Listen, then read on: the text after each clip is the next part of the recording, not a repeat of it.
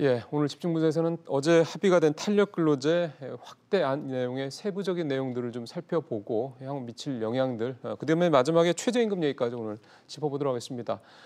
마침 이번 경사노위에 직접 공익위원으로 참여를 했던 한국항공대 김광식 교수를 모셨습니다. 교수님 어서 오십시오. 네, 안녕하세요. 고생 많이 하셨습니다. 네. 분위기가 상당히 좀 이게 마라톤 협상도 하고 그래가지고 굉장히 좀 쉽지 않으셨겠습니다. 예. 처음부터 어려운 그런 그 사안이었습니다. 예. 그 노사 양측에서 그 합의에 대한 의지가 처음엔 그렇게 크지 않았고, 아, 그래요? 예. 그 둘 다 이제 서로 자기들 입장만 충분히 개진하는 걸로 뭐 되지 않겠는가 글쎄요. 이런 생각을 했던 것 같아요. 근데 한 2달간 10차례 정도 아주 네. 집중적인 교섭을 했고, 뭐 어떤 때는 12시간 마라톤 협상을 한 적도 그래요? 있습니다. 예.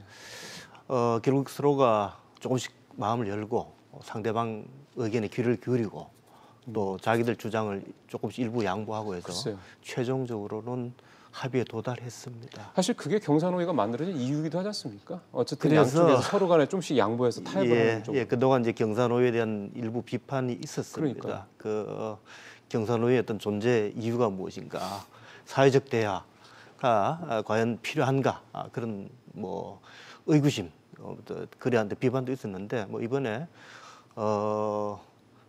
그 설립한 지 석 달 만에 처음으로 어떤 의미 있는 결과를 도출해서 사회적 대화의 어떤 어떤 효과는 이제 뭐 나타났다 이렇게 볼 수 있을 것 같습니다. 쉽지 않은 과정이겠습니다. 충분히 이해가 됩니다. 네. 어쨌든 합의로 이루어졌다라는 거는 말씀하신 대로 경사노위의 존재 의미도 밝혔고 네. 또 노사 간의 양측 간의 간극도 그래도 어쨌든 조금이라도 좁혔다는 데서 의미가 있다는 말씀을 좀 해주셨는데 이제 구체적인 내용을 좀 살펴보겠습니다. 합의된 내용들을 이렇게 쭉 보면 일단 기본적으로 그 단위 기간이 6개월로 확장이 됐다라는 게 있는데요. 그게 핵심 내용입니다. 근데 보면은 탄력 근로제의 적용 단위가 2주, 3개월, 6개월 이렇게 세 가지라고 얘기들을 네. 하는 네. 얘기가 나와서 시청자분들 입장에서 봤을 때는 무슨 소리야 싶으실 것 같아요. 이게 어떤 건지 설명을 좀 해주시죠. 이번 합의되기 전까지 제도가 2주 3개월입니다. 2주 3개월에서 2주 6개월로 바뀐 거고요. 2주 3개월은 어떤 내용이냐 하면은 그 근로자의 동의 없이 회사의 어떤 취업 규칙에 따라 사규에 의해서 탄력 근로제를 실시할 수 있는 게 2주간입니다. 2주는 회사에서 그냥 할 수 있습니다. 알아서 할 수 있고 3개월은 근로자 대표의 동의를 얻어서 합의하에 탄력 근로를 할 수 있었습니다. 그런데 이번에 바뀐 게 3개월에서 6개월로 늘어난 거죠. 그렇게 함으로 해서 기업에서는 인력을 보다 좀 효율적으로 집중적으로 장기간에 투입할 수 있는 어떤 그러한 그 효과를 얻게 됐습니다. 그러면은 기존 3개월까지 했던 거가 그대로 6개월로 확장이 된 겁니까? 3개월까지는 기존대로 가고 거기에 추가로 돼서 3개월 부분에 대해서는 이제 뭐 사회적 합의, 그 노동자 단체의 합의 이런 것들이 필요하게 된 거다. 그렇게 후자입니다. 기존의 3개월까지는 기존 법에 적용을 받고 3개월 이후부터 6개월까지는 새로 정한 합의에 따르게 돼 있습니다. 그러면은 3개월을 추가할 경우에는 이제 좀 더 조건이 까다로워졌다 이렇게 보면 되겠군요. 그렇죠. 그렇죠. 알겠습니다. 그 저희가 뭐 계속 전해 들었습니다만은 이제 현장에 계셨기 때문에 이거부터 여쭤보겠습니다. 일단 합의가 잘 이루어지지 않았던 이유가 노동계 측에서 이제 임금 보전 문제, 그다음에 직원 근로자들의 과로 방지 문제 이런 문제에 대한 대책을 구체적으로 좀 얘기해야 되는 게 아니냐 그런 부분들이 있었다고 그래서요. 현장에서 보시기에는 이런 부분들이 이번 합의 안에서 어느 정도 좀 반영이 충분히 됐다 이렇게 이해하십니까? 이제 근로자 측으로 봐서는 기존의 3개월에서 6개월로 늘었기 때문에 근로자들의 근로 조건이 악화된 측면이 있죠. 분명히 있죠. 훨씬 더 이제 힘들어질 가능성이 있습니다. 건강도 여러 가지로 이제 나빠질 가능성이 크고요.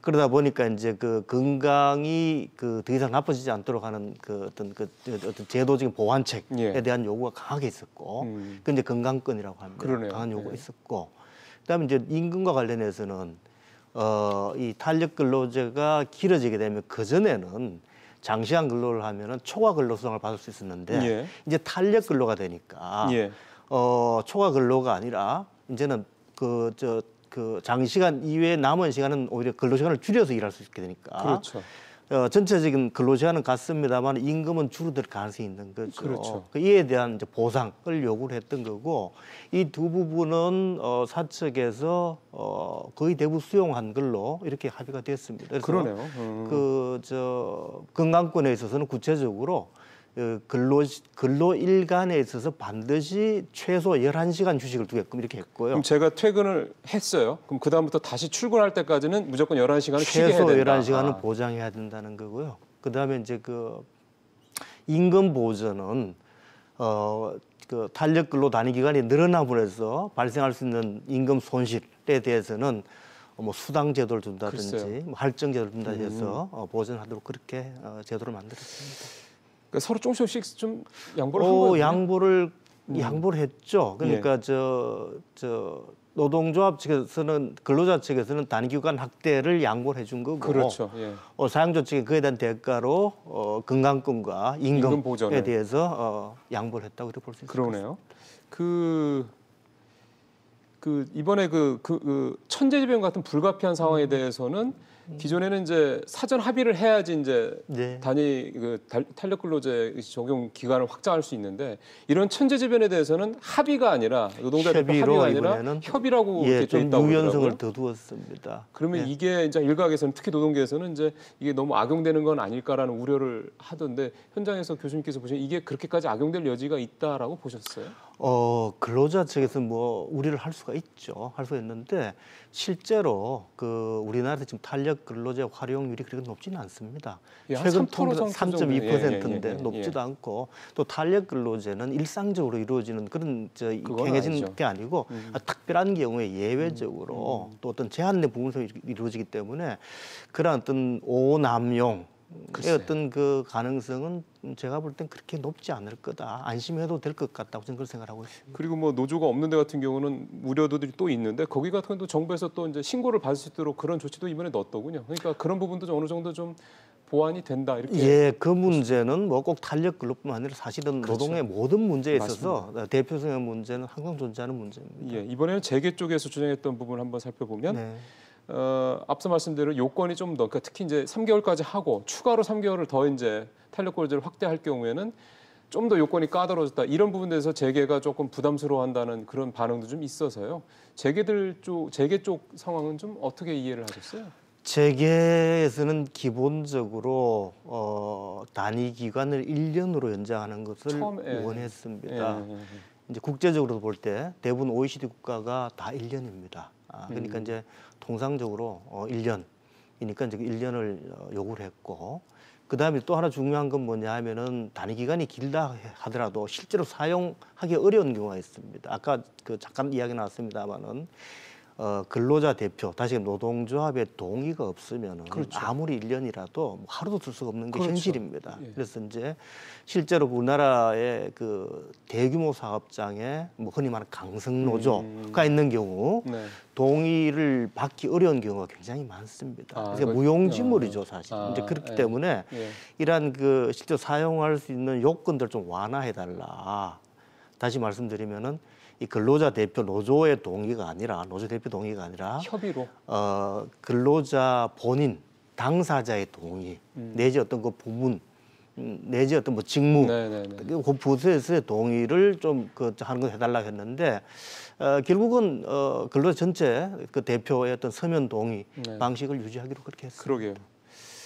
그런 부분들도 나중에 이제 운용을 해보고 좀씩 좀 서로 간의 이해가 조금 더 넓어지면 조금 더 완화될 수도 있는 여지가 있지 않을까 생각이 이번 합의 드네요. 내용 중에 하나가 결국 이제 이번에 합의한 내용들을 한 3년간 정도 실험적으로 해보고 여기서 나타나는 문제들을 좀 모니터링해서 개선점을 찾아서 보완하도록 그렇게 하기로 했습니다. 기본적으로 이거 국회로 넘어가서는 통과되는 데는 큰 지장은 없겠죠? 뭐 큰 지장은 없으라고 봅니다. 예. 알겠습니다.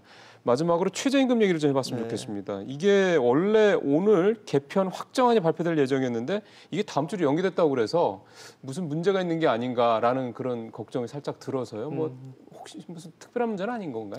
뭐 제 생각에는 실무적인 문제가 있었을 거예요. 단위 기간 확대 이게 워낙 큰 이벤트이기 때문에 그렇죠.